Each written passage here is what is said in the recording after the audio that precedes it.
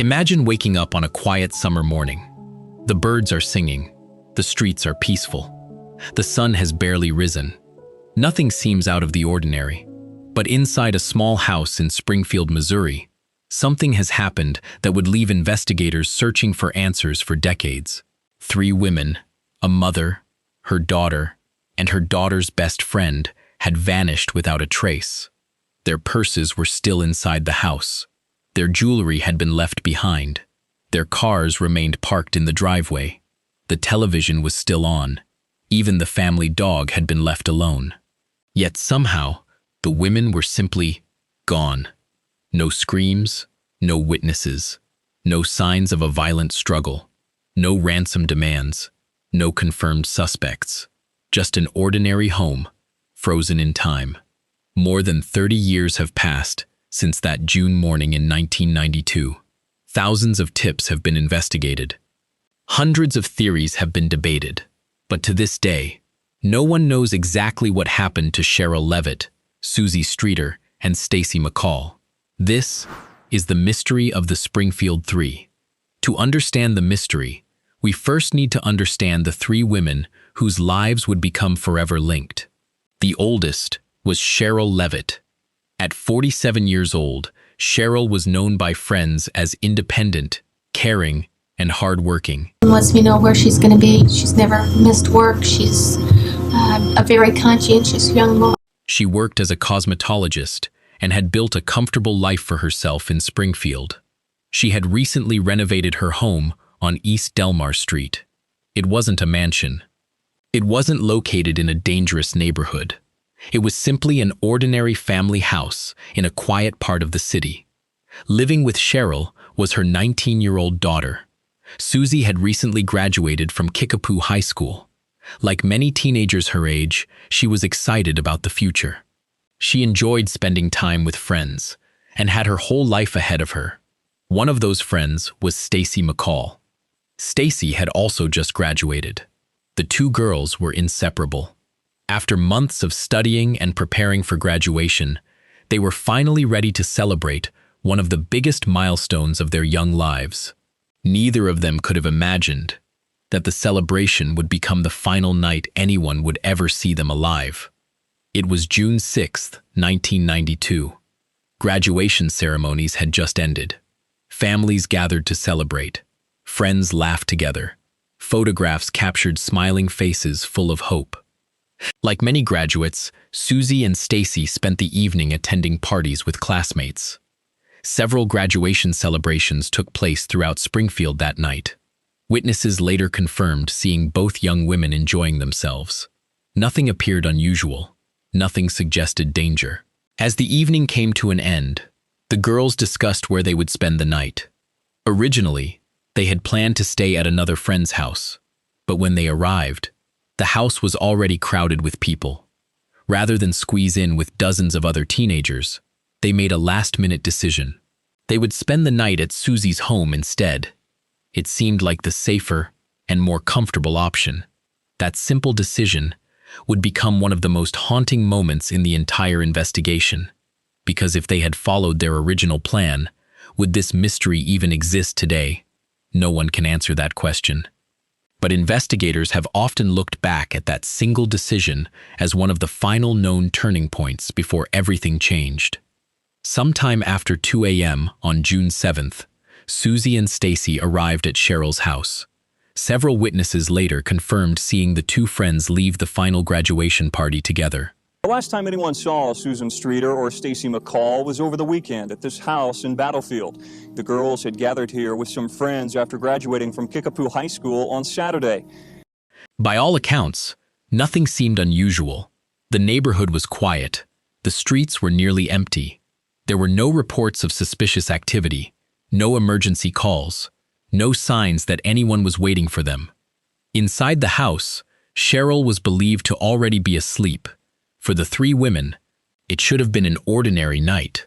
But sometime between the girls arriving home and sunrise the following morning, something happened inside that house. Something that would leave almost no physical evidence, yet somehow caused 3 people to disappear completely. Sunday, June 7th, 1992. The morning began like any other in Springfield, Missouri. Families prepared for church. Children played outside.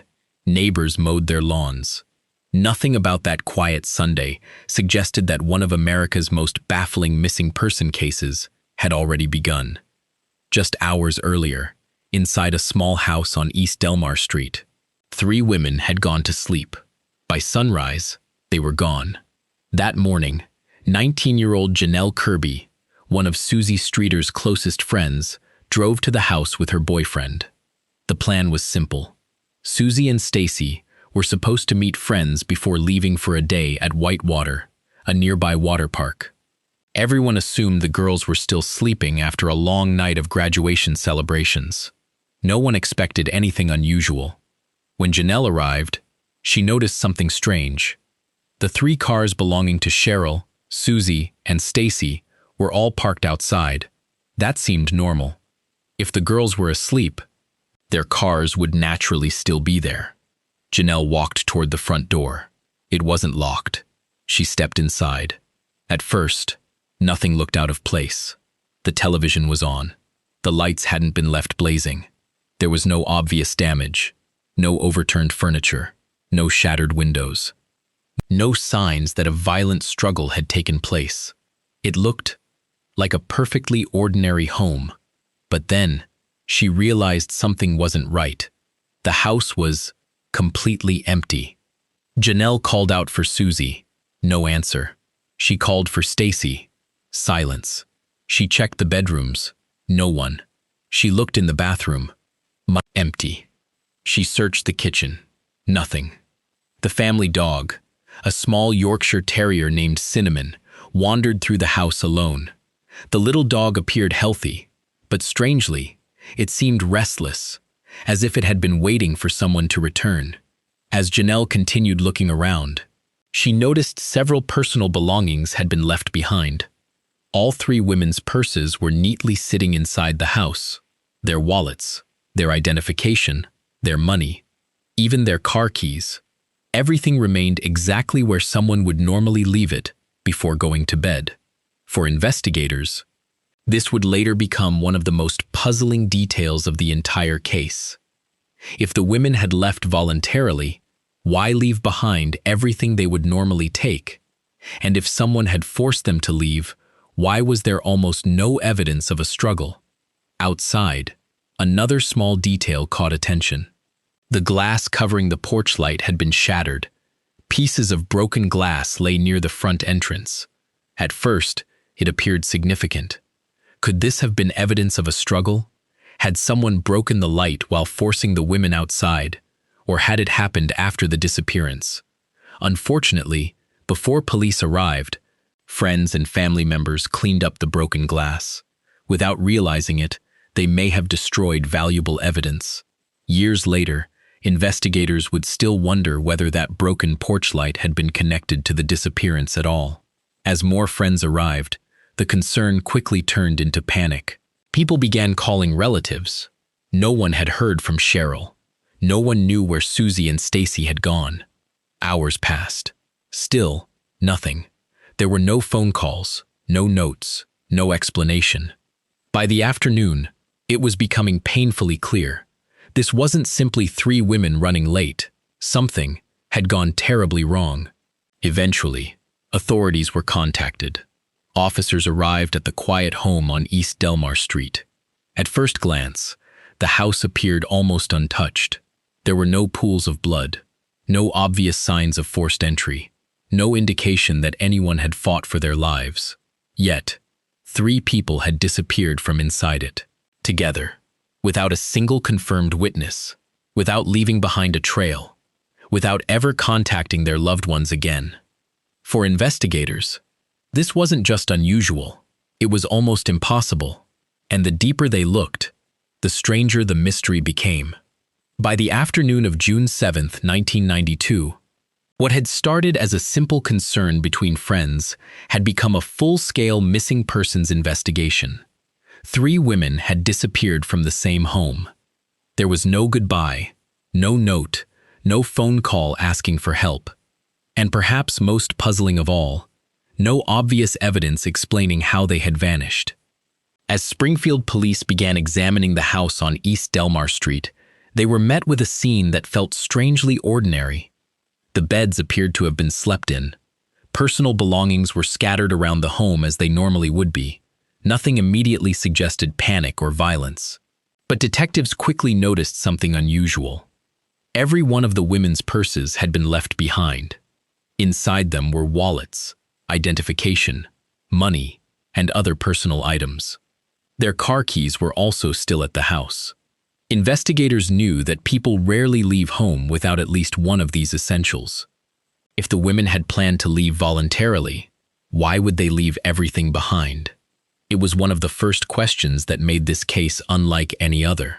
Then there was the family dog. Cinnamon, Sherrill's small Yorkshire Terrier, had been found inside the house. The dog appeared healthy. It hadn't been abandoned for days.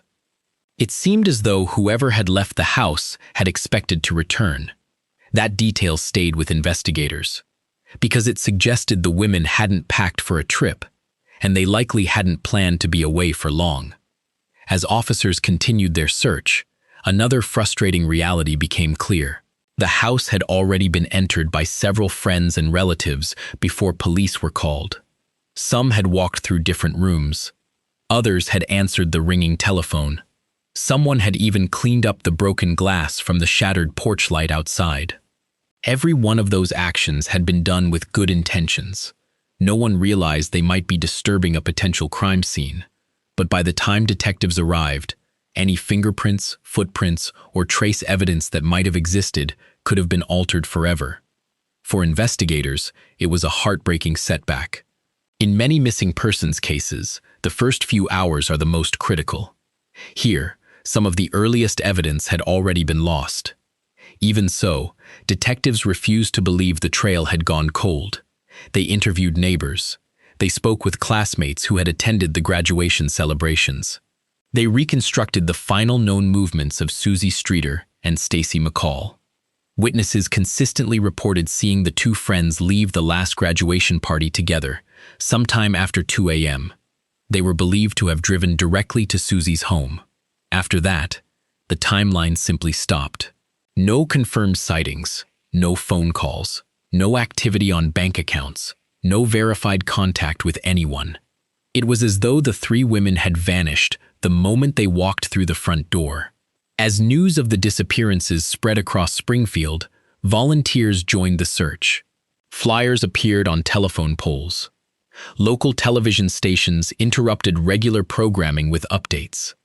Families searched fields, wooded areas, and abandoned buildings, hoping for any sign that the women were still alive. Every hour that passed made the silence more unsettling. Then, just when investigators feared they had run out of leads, a witness came forward with a story that would become one of the most debated pieces of the entire case. Was it the breakthrough detectives had been waiting for, or another clue that would lead nowhere? They said they were going to the other girl's house and they were going to be spending the night there, and they called me in the morning so we could go to Whitewater. And they never called me in the morning, so I called them, and I called and I got no answer. So I went over there and they weren't there. By the second day of the investigation, Springfield had become a city searching for answers. The disappearance of Sherrill Levitt, Suzie Streeter, and Stacy McCall was no longer just a local concern. It had become the only thing people were talking about. Investigators knew one thing for certain: someone had seen something. The challenge was separating reliable information from rumor. As detectives retraced the women's final known movements, they interviewed dozens of people who had attended graduation celebrations the night before. Nearly every witness told the same story. Suzie and Stacy appeared happy, relaxed. There were no reports of arguments, no signs that either young woman feared for her safety. Nothing suggested the night would end in tragedy. Yet somewhere between arriving home shortly after 2 a.m. and sunrise, the trail disappeared completely. It was as though the women had simply vanished into the darkness. We're questioning everybody at this time, friends, relatives, anyone that has the information, anyone that may have seen them last, neighbors. We've done neighborhood canvas. We're just checking every lead we can at this time. The last time anyone saw Suzie Streeter or Stacy McCall was over the weekend at this house in Battlefield. The girls had gathered here with some friends after graduating from Kickapoo High School on Saturday. They left here early Sunday morning. They said they were going to the other girl's house and they were going to be spending the night there, and they called me in the morning so we could go to Whitewater. And they never called me in the morning, so I called them, and I called and I got no answer. So I went over there and they weren't there. Then another strange detail emerged. Friends and family members who had entered the house before police arrived later told investigators that the home phone had rung several times that morning.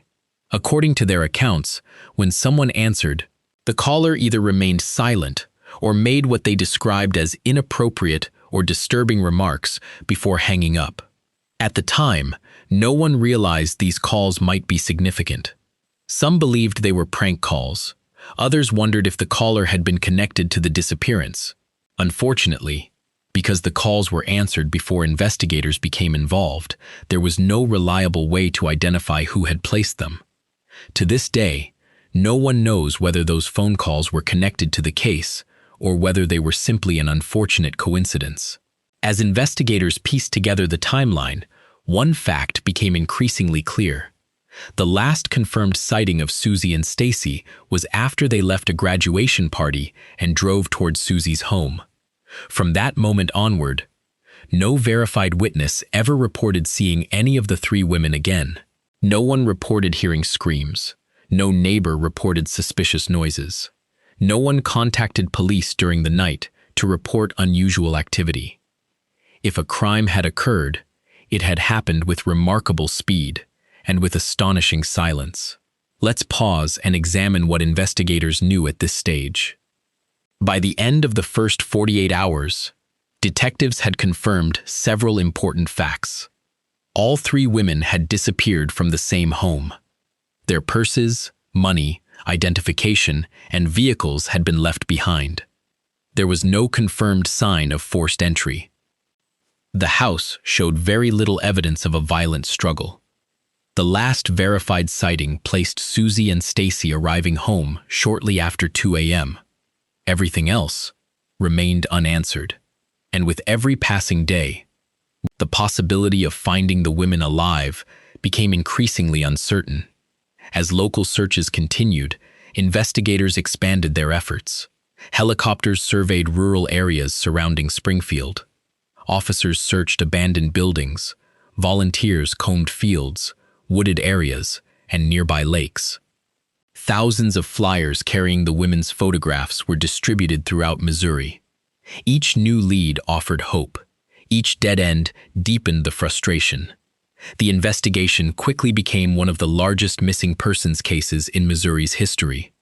But despite the enormous effort, no physical trace of the three women was ever found. No confirmed eyewitness, no clothing, no personal belongings, nothing. For investigators, it was almost unimaginable. 3 adults had disappeared from an ordinary suburban home, leaving behind almost no evidence of what had happened. Then, months into the investigation, a new lead surfaced, one that would divide opinions for years to come. A witness claimed to have seen a frightened young woman driving through Springfield in the early hours of the morning. She wasn't alone.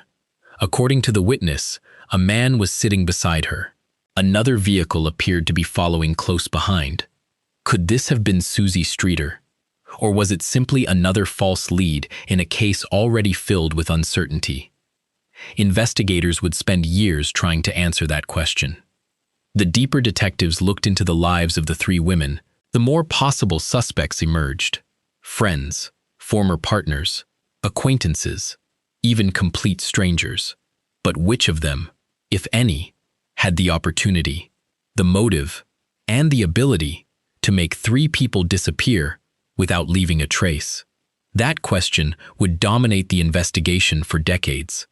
As the days turned into weeks, hope slowly began giving way to uncertainty.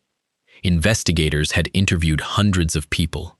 They had searched neighborhoods, fields, woodlands, and abandoned properties. But despite their efforts, the 3 women remained missing. With so little physical evidence to work with, detectives had no choice but to examine every possible lead. Some would quickly be ruled out. Others would remain part of the mystery for decades. One of the earliest questions investigators asked was simple: had someone been watching the home? Whoever was responsible seemed to know exactly when the 3 women would be together. Suzie and Stacy hadn't originally planned to spend the night at Sherrill's house. That decision had been made only hours earlier after finding another friend's house too crowded.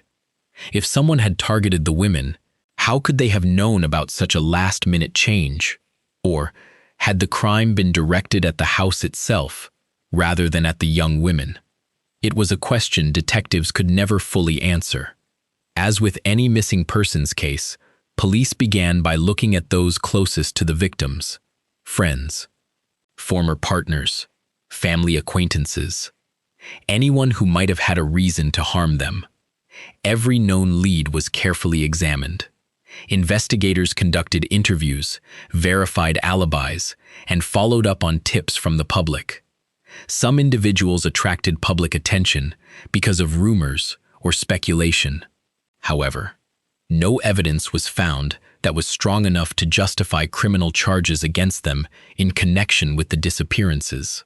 For detectives, suspicion alone wasn't enough. They needed evidence, and evidence remained frustratingly scarce. As media coverage intensified, witnesses began contacting police with possible sightings. One report that received considerable attention involved an older green van seen near the neighborhood around the time of the disappearances. Some witnesses believed the vehicle looked suspicious. Others weren't certain whether it had any connection to the case at all. Investigators attempted to identify the vehicle and determine whether it was linked to the women. Despite extensive efforts, no definitive connection was ever established. The green van became one more unanswered question in a case already filled with them. Years after the disappearance, another lead emerged that reignited public interest. A woman contacted authorities after claiming she had experienced what she believed to be a psychic impression while visiting a hospital parking garage. She suggested the women's bodies might be buried beneath an area that was later developed into a parking structure. The claim received widespread attention. Many people hoped it would finally solve the mystery. However, investigators found no evidence to support the claim. To this day, no excavation has uncovered proof that the women were buried there. Well, there's a discontinuity in the subsoil, subbase. It changes once you go inside that perimeter, which indicates it's been disturbed differently than the rest of it. And then inside that perimeter, there are some weak and strong reflections, which are very close to the same dielectric constants. In other words, it's different, but it's set in there long enough that the salts and stuff from the soils are starting to migrate into whatever it is, and it's creating some strong and weak reflectors. So in other words, what you're saying is that the soil is starting to absorb whatever is there. Whatever they're starting to absorb the chemicals of the soil. Okay. This is all different right in here. Mm-hmm. It starts at 2 foot, actually 1.93 feet to 2 feet from the top of this surface. And down to the top of where this anomaly is showing up. And then through the bottom of the anomaly, we're back into the soil conditions again at 3 feet. What is your data telling you, indicating that it might maybe? It's very similar to what we see when we're over oak ridges. The other anomaly that can show up sometimes similar to that is tree roots, but I don't see any trees anywhere close. And you're not to picking set it up them out. anywhere I'm not else? picking it up anywhere else but inside this perimeter area. Once I step outside the perimeter area, I see the slab, the Mary came up with the slab, the subsoil, the gravel, but in this area it's different. Like many tips received over the years, it remains unverified. Let's pause and examine what detectives actually knew. By this point in the investigation, they had established several important facts. The women vanished sometime after arriving home in the early hours of June 7, 1992. There was no confirmed evidence that they left voluntarily. Personal belongings, including purses and vehicles, remained at the house. Numerous tips had been investigated. None had produced enough evidence to solve the case. Everything else remained theory. And detectives knew the difference between theory and proof. Hang some up for us, and we'd make enough if you'd even be willing to stuff them in the sacks or something, if somebody'd do that. We'll bring them in. You'll do that for us?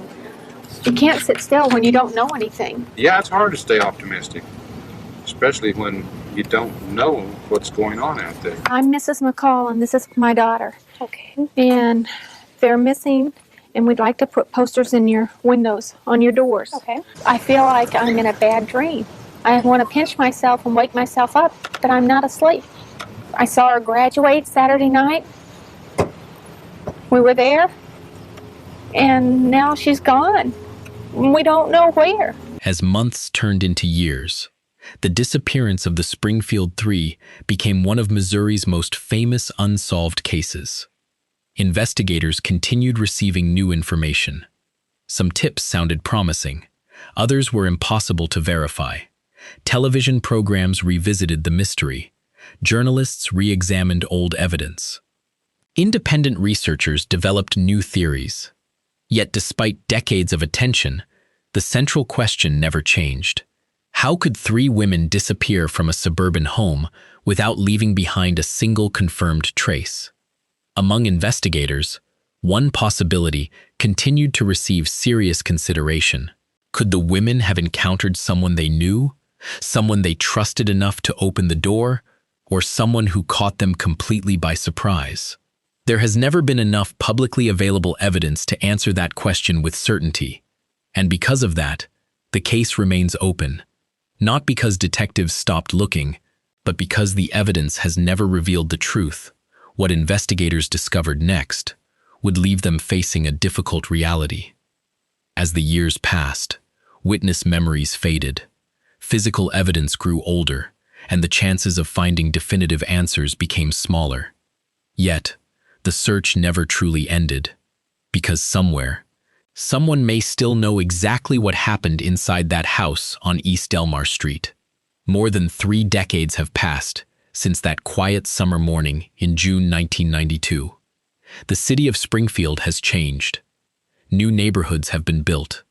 Children who weren't even born when the women disappeared are now adults themselves.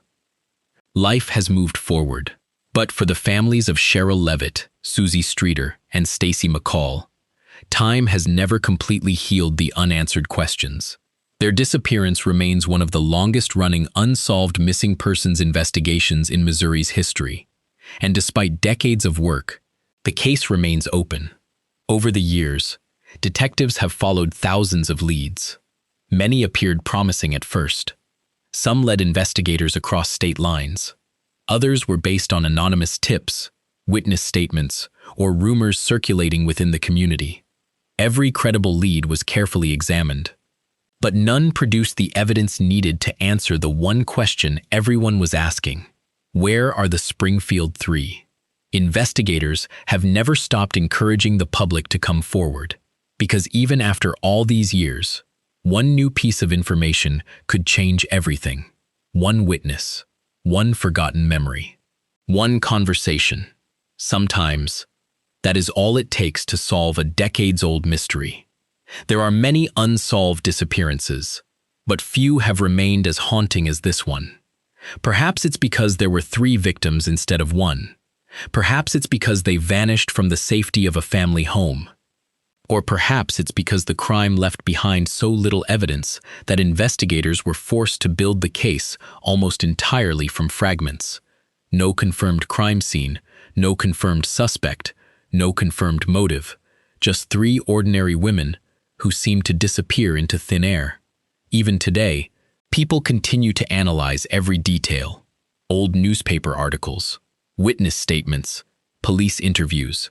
Every clue has been examined countless times by investigators, journalists, and people around the world hoping to uncover something that was missed. Yet the mystery remains. Before we close this case, let's separate the facts from the theories. Here's what investigators know. Sherrill Levitt, Suzie Streeter, and Stacy McCall were last known to be at Sherrill's home during the early hours of June 7, 1992. Their cars remained outside the house. Their purses, money, identification, and personal belongings were left inside. There was no confirmed evidence of forced entry. The home showed very few signs of a struggle. Despite decades of investigation, no one has been charged in connection with their disappearance. Everything beyond these facts remains speculation. And that's exactly why this mystery continues to fascinate people more than 30 years later. Every unsolved case leaves something behind. Sometimes it's physical evidence. Sometimes it's unanswered questions. But occasionally, it leaves an entire community wondering whether the truth is still out there, waiting to be discovered. Somewhere, someone may still know what happened inside that house on East Delmar Street. Maybe it was a witness who never came forward. Maybe it was someone who remained silent out of fear. Or maybe the answer has been hidden in plain sight all along. Until that day comes, the mystery of the Springfield Three remains exactly that. A mystery. 3 women, 1 ordinary house, 1 summer night, and a mystery that has survived more than 30 years. If the truth is ever uncovered, it won't just solve a case. It will finally give 3 families the answers they've waited a lifetime to hear. Until then, the story of the Springfield Three remains one of America's most haunting unsolved disappearances. This has been Dark Case Chronicles, where every mystery leaves another question behind. I'll see you in the next case.